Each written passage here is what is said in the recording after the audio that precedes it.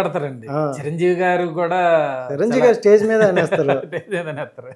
చిరంజీవి గారు అయితే మన స్టేజ్ మీద కూడా అంటే లాస్ట్ బిఫోర్ సినిమా పక్కన పెడితే మొన్న కూడా ఏటంత వేటి అని స్లాంగ్ అంత మాట్లాడడం. అవునవును. సో రామ్ చరణ్ గారు ఏమన్నారు స్టార్టింగ్ లో? స్టార్టింగ్ చూసారు అంటే ఒక టెన్షన్ ఉండేదండి ఆయన దగ్గరికి వెళ్ళాలి అంటే. అంటే ఏమో ఎలా ఉంటుంది, ఫస్ట్ టైం కలవబోతున్నాం అనేసి ఒక టెన్షన్ ఉండేది.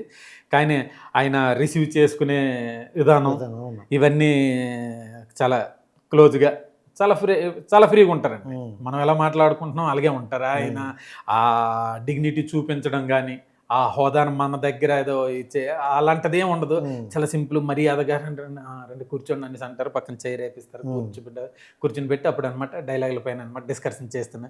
ఏదైనా ఒక డైలాగ్ అనమాట స్లాంగ్లో చెప్పేసరికి అనమాట కొంచెం ఎంజాయ్ చేసేవారు, నవ్వేవారు. ఎందుకంటే మనది కొంచెం అదొక ఫ్లేవర్ వస్తుందండి, దాన్ని ఎంజాయ్ చేసేవారు.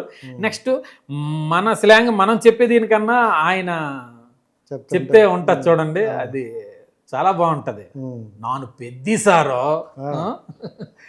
ట్రైలర్లో చూసారా?